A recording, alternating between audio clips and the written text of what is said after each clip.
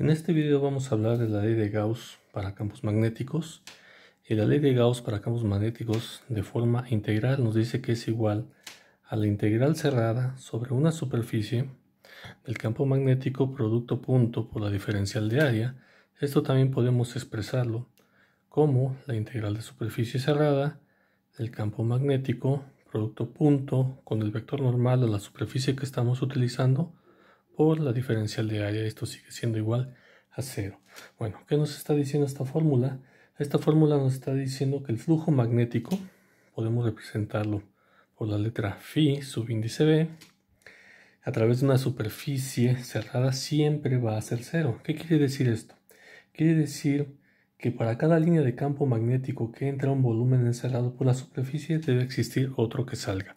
Ese volumen que nosotros estamos empleando puede ser cualquiera. Y lo que nos está diciendo esto es que si yo tengo una línea de campo magnético entrando, esta también debe existir una que está saliendo, de tal manera que el flujo total en toda la superficie que me está encerrando el volumen tiene que ser igual que 0. Bueno, el campo magnético, ¿qué es? Se puede definir como la fuerza magnética que experimenta una partícula cargada en movimiento. Si esa partícula cargada en movimiento presenta o está sobre el efecto de un campo magnético, este va a requerir una fuerza. Esta fuerza la podemos expresar por la ley de Lorentz, que está dada de la siguiente manera. La fuerza que nos provoca ese campo magnético va a ser igual a la carga por la velocidad de esa partícula producto cruz con el campo magnético. Entonces, vamos a recordar que en el caso del producto cruz tenemos esta propiedad, que la magnitud del producto cruz de dos vectores va a ser igual a la magnitud del primer vector por la magnitud del segundo por el seno del ángulo que forman. Vamos a suponer que esta es nuestra velocidad y este es nuestro campo magnético. Entonces, este sería el ángulo que están formando y es a la que aplicamos la función trigonométrica del seno. Entonces, aplicando esta expresión en la expresión anterior, yo puedo obtener que mi campo magnético o en su magnitud va a ser igual a la magnitud de la fuerza entre la carga por la magnitud de la velocidad por el seno del ángulo que la conforman. En este caso, este cociente nos va a dar la magnitud del campo magnético. Este campo magnético tiene unidades de newtons sobre coulomb metro sobre segundo, que también la podemos representar como volts segundo sobre metro cuadrado. También se puede representar como newtons entre amperes metro, también como kilogramos sobre coulomb segundo, o más conocida por la unidad de Tesla. La unidad de Tesla es la que más se emplea generalmente para describir nuestro campo magnético.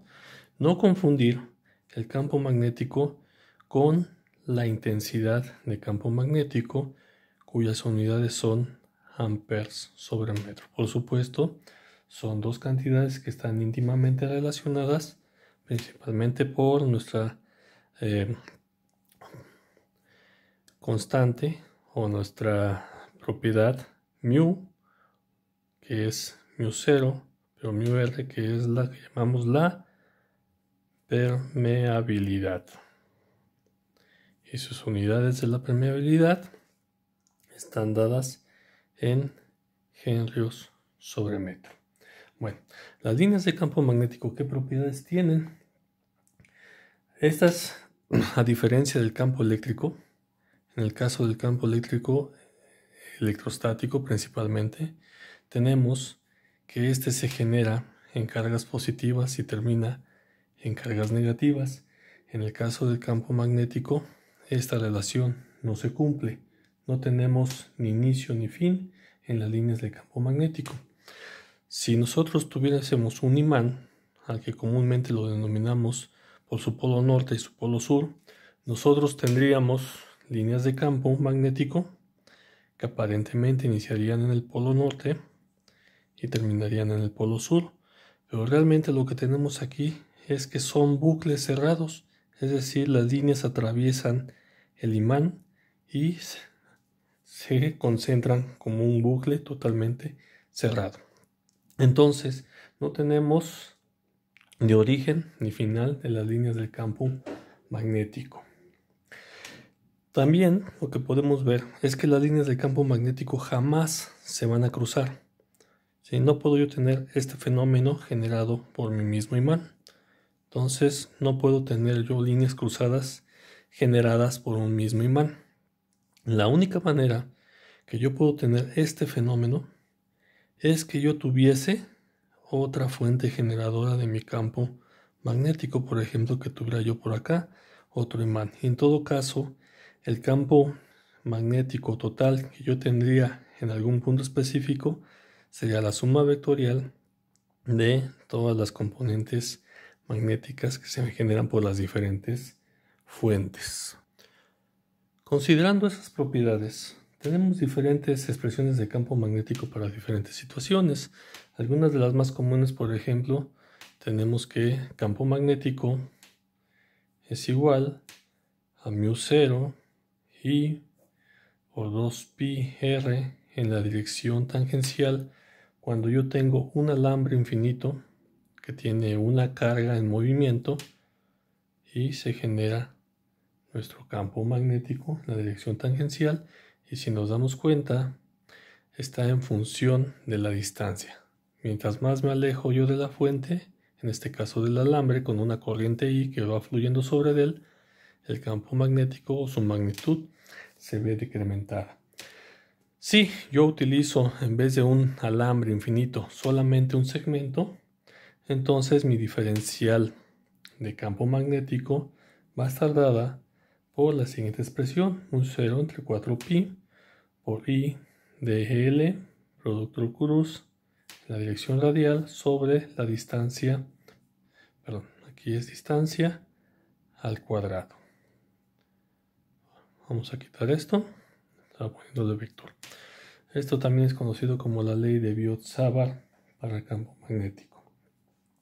Otras expresiones conocidas que tenemos para el campo magnético es esta, μ0 y r cuadrada entre 2 veces x cuadrada más r cuadrada a la 3 medios en la dirección x, y esto es para un bucle circular de radio r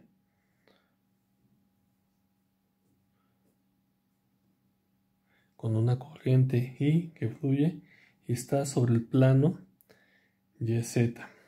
¿Sí? Entonces yo tendría aquí Y, tendría por acá Z y X saldría de este lado, así como si tuviera esta pluma apuntando hacia la pantalla. Entonces, como se pueden dar cuenta, pues también va a ser función de la distancia a la que estemos, la distancia R. Para el caso de un solenoide de n vueltas, también conocido como una bobina, nuestra expresión es μ0 ni entre L en la dirección X, y esto es dentro del bucle, es decir, tengo mi bucle con una longitud L, con un número de vueltas n, y este campo magnético es el que yo voy a tener dentro de mi elemento. Entonces esta expresión es interesante y muy importante para aplicaciones eléctricas y electrónicas, porque nos damos cuenta que el campo magnético que tenemos aquí adentro se puede incrementar si nosotros modificamos el valor de la permitividad. En este caso, este valor de permitividad está dada cuando tenemos un núcleo de aire, por eso es μ0. Pero este valor puede ser μ, como hemos mencionado anteriormente, μ0 por μr. Aquí nos va a dar este valor de μr generalmente es cuando utilizamos aquí adentro un núcleo de ferrita. Cuando yo utilizo un núcleo de ferrita, dependiendo de las propiedades de esa ferrita, μr es mucho mayor que 1, por lo tanto este valor μr multiplicado por μ0, donde μ0 es 4pi por 10 a la menos 7 Henry sobre metro. Entonces este valor se va a incrementar y por lo tanto se va a incrementar la intensidad del campo magnético que yo estoy observando. Una última expresión que también es muy útil es para un toroide. Para un toroide la expresión está dada de la siguiente manera. Entre 2pi por r dentro del toroide.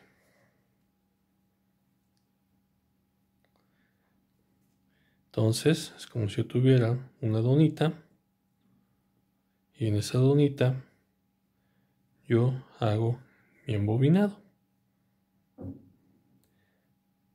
Entonces el número de vueltas que yo saque de ese embobinado está dado por n, la corriente pues, lógicamente la que está circulando por eso, y este r pues, es a la distancia radial que yo tengo de mi fuente.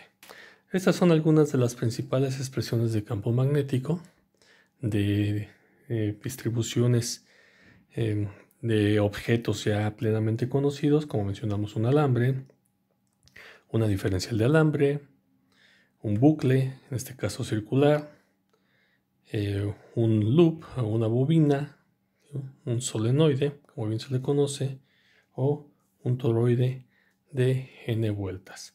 Entonces, para recordar, simplemente que nuestra ley de flujo magnético en una superficie cerrada es nuestra integral cerrada del campo magnético producto por un punto por el vector normal a la superficie que estamos utilizando por la diferencial de área. Hay que recordar bien que para el caso del análisis de las leyes de Gauss, tanto para campo eléctrico como para campo magnético, el volumen que utilizamos es cualquier volumen que puede ser desde una geometría cilíndrica, esférica, un cubo, un rectángulo, o inclusive puede ser un volumen totalmente amorfo. Sin embargo, lo interesante de esto es que tratemos de utilizar siempre una geometría que sea fácil de analizar, de tal manera que este vector, que es normal a la superficie, es decir, un vector unitario que forme 90 grados con la superficie que yo estoy utilizando, que estoy analizando, sea fácil de implementar. Entonces, si utilizamos geometrías conocidas, el vector que yo estoy empleando es más fácil de posicionar que tratar de posicionarlo en un ambiente donde la geometría es un poquito burda. Esto es importante de recordar porque la geometría que utilicemos va a ser de preferencia adecuado al elemento que estemos utilizando.